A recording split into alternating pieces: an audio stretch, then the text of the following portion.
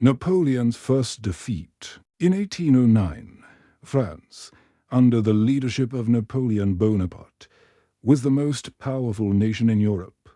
But the Emperor's invasion of Spain and Portugal the previous year had not delivered the easy victor. Why he had expected. Now, with many of his best soldiers and commanders bogged down in Spain, an old enemy was preparing to challenge France once again.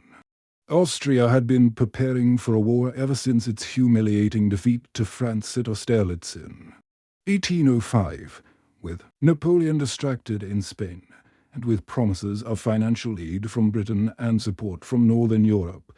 This seemed like the right time to strike, this time. Austria's army would be led by Archduke Charles, brother of Emperor Francis. At 37, 2 years younger than Napoleon, Charles already had 15 years of high command experience, and he had learned from past failures. He began rebuilding Austria's army along the French frontier, copying Napoleon's military system and introducing new infantry tactics. A quick primer on Napoleonic infantry tactics. During the Napoleonic Wars, infantry advanced in tightly packed lines, standing shoulder to shoulder. But why present such an easy target to the enemy? First, command and control. Before radios, orders had to be relayed by shouted commands, drums, or bugles challenging in the fog of battle, and nearly impossible if troops were spread out. Second, firepower. Smooth-bore muskets were inaccurate beyond 80 yards, so the best way to inflict damage, both physical and psychological, was through massed volley fire. Third, morale. Troops were more confident advancing or defending when grouped together in units, reinforcing each other. Fourth, protection from cavalry. Dispersed infantry was easy prey for cavalry.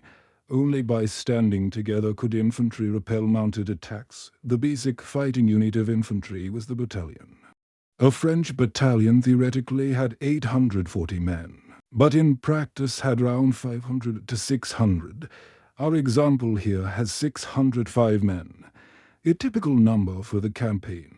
They were divided into 6 companies for fusilier companies and flank companies. On the right, the grenadiers' tallest and strongest men, often used as elite shock troops, and on the left, the voltigeurs light infantry who skirmished ahead of the main battalion. These light troops operated independently, using cover and choosing their own targets, both to harass the enemy and to prevent them from doing the same. Most armies had elite light infantry for this purpose, like Britain's 95th Rifles, France's Chasseurs Épées, or the Jugers of Austria and Prussia. The traditional formation was a long line, with all companies standing side by side, 3 ranks deep. This maximized firepower and minimized casualties from artillery, but it was vulnerable to cavalry attacks on the flanks. And even well-trained troops found it hard to maintain formation while advancing across battlefield dots for movement and attacks. Battalions often formed a column of divisions. This flexible formation allowed quicker movement, but it made the unit an easy target for enemy artillery, which could tear through several ranks. And only a small number of soldiers could return fire. In theory, a battalion would deploy into line before contact with the enemy, but under enemy fire. This was slow and difficult, so some commanders kept the column formation and charged directly at enemy lines. This bold tactic could break inexperienced troops, but resulted in heavy casualties against disciplined infantry like the British Redcoats. A column could quickly tighten up to protect against cavalry, or, if there was enough time, form a square with bayonets fixed. The battalion became a formidable defensive block, more rectangular than square. Enemy cavalry could encircle the battalion, but could not break through the solid wall of bayonets formed by brave infantrymen. But the square was vulnerable to artillery and slow to move. Converting formations quickly under fire required extensive training and experience. In 1809, The Austrian army adopted a new formation called the mass, or dense mass formation, crude, but suitable for their undertrained conscripts. This was a thick column with limited firepower, very vulnerable to enemy artillery, but able to quickly shrink into a defensive block against cavalry. Seeing a method similar to the square, it required less training and was easier to maneuver. Napoleon, alerted by spies that Austria was preparing for a war, left Spain and returned to Paris on January 24, 1809, his army in Germany, under Marshal Berthier, was in urgent need of reinforcements. So Napoleon brought units from Spain, called up new conscripts, and summoned troops from his German allies in the Confederation of the Rhine. La Grande Armée was no longer the finely honed force of 1805, but under Napoleon's command. It remained a formidable instrument of war. Archduke Charles planned attacks in Poland and northern Italy, but launched his main offensive against France's ally, Bavaria, on April 10th. The attack came a week earlier than Napoleon had expected and caught the French off guard. Charles relied on a rapid strike, but last-minute changes, flooding, and slow-moving supply wagons disrupted his advance. Marshal Berthier, an excellent chief of staff but a hesitant field commander, had dispersed his forces to Widely-End. Marshal Davout's Third Corps was isolated at Regensburg. Charles ordered his troops to crush it, but on April 17th, Napoleon arrived at Donauwörth to take command in person. He immediately ordered Davout to withdraw from his vulnerable position, but it was too late to retreat without engaging the enemy. Davout's Third Corps, one of the best in La Grande Armée, fought a swift battle through wooded hills, and the heroes of Austerlitz held off the Austrians. Though General von Liechtenstein was gravely wounded in the attack, the Third Corps escaped encirclement. The Battle of Teuenhausen marked the start of Napoleon's 4-day campaign. He used the 7th Corps of Bavarian Marshal Lefebvre and the Provisional Corps of Marshal Lanz to divide the Austrian army, then pushed their left flank back toward Landshut.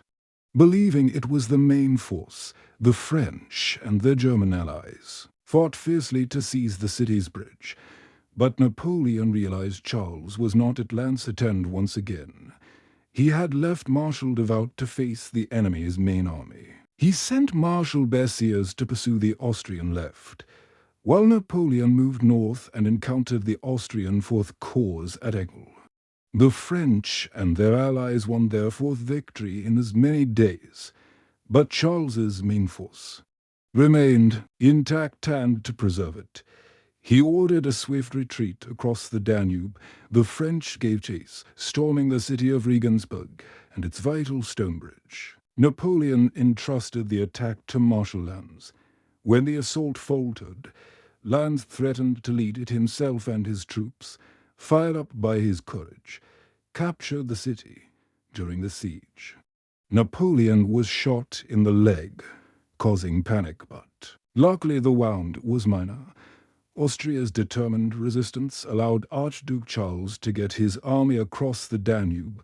Napoleon had split the Austrian forces, but both parts were retreating in good order toward Vienna. Napoleon pursued them, detaching Lefebvre's Bavarian corps to suppress the Tyrolean uprising, and leaving Davout's Third Corps and the 8th Württemberg Corps to guard his supply lines.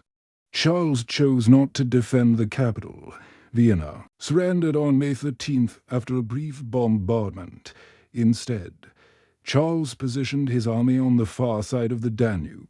Napoleon's force now numbered 80,000 men, facing 110,000 Austrians. Charles's men had fought bravely throughout the campaign, but Napoleon underestimated them and decided to attack.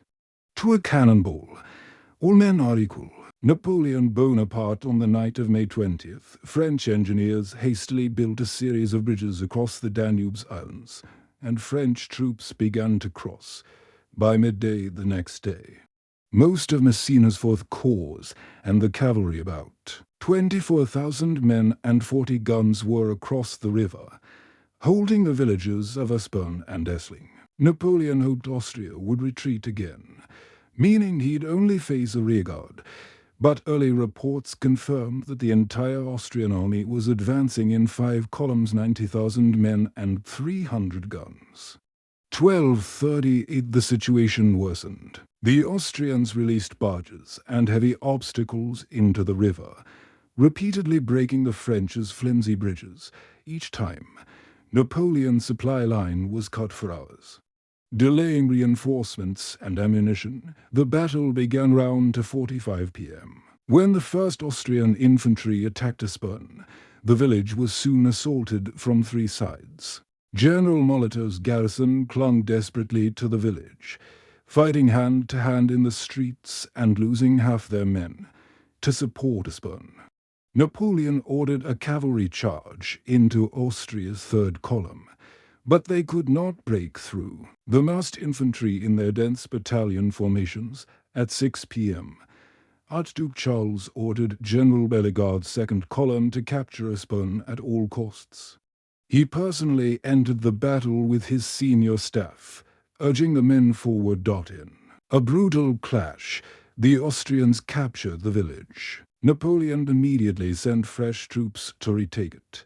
At the same time, the Austrian 4th column attacked Essling, defended by Marshal Lanz as he waited for his corps to cross the river. The first assault was repelled.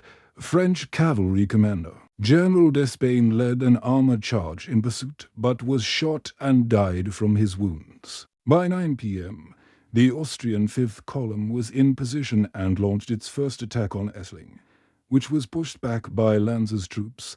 As night fell, the battlefield quieted, and soldiers tried to rest among the dead and wounded. Battle of Aspern. Day to overnight, the French 2nd Corps and the Imperial Guard crossed the Danube, bringing Napoleon's total to 71,000 men and 150 guns. But the bridge collapsed again, leaving Napoleon's 3rd Corps still waiting. Even so, Napoleon decided to attack using the 2nd Corps to break Austria's center. But first, Aspern had to be recaptured. A fierce fight broke out at dawn. By 7 a.m., the French held Aspern once more. At Essling, Austrian assaults were stopped by General Lasalle's cavalry and the Young Guard. With both flanks secure, Napoleon launched his main assault in the center with Lanz's 2nd Corps. Austrian artillery raked the advancing French.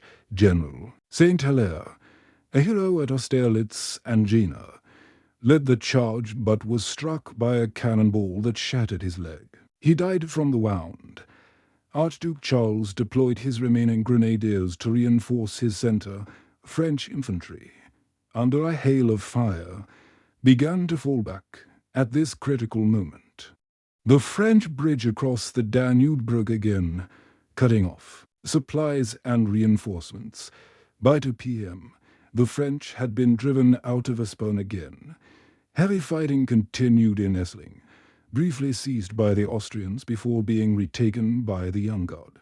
Napoleon saw his forces could do no more. At 4 p.m., he ordered one last cavalry counterattack to hold the enemy, then gave the order to withdraw. Archduke Charles's army, exhausted and low on ammunition, allowed the French to retreat to Lobau Island. In the battle's final moments, Marshal Lanz, one of Napoleon's finest commanders and closest friends, was struck by a cannonball that shattered both legs. He died of his wounds a week later. It was a devastating blow to the Emperor, a great loss for France and for me, Napoleon Bonaparte, on Lanz's death. The 2-day Battle of Aspern-Essling was Napoleon's first major defeat caused by overconfidence and rushed preparations. Both sides suffered heavy casualties, and Napoleon narrowly avoided a disaster only because the Austrians were too exhausted to pursue. The French Emperor had learned to respect the Austrians under Archduke Charles's command. They had fought bravely, with greater confidence, organization, and skill. In the days after the defeat, Napoleon gathered reinforcements at the Danube and began planning his revenge. In 1809, Napoleon faced his first major defeat at the Battle of Aspern-Essling, where Austrian forces, led by Archduke Charles, fought with newfound strength and determination, despite heavy losses. This marked a turning point, showing that even the mighty emperor was not invincible. Thank you for watching. Don't forget to like, comment, and subscribe for more epic history.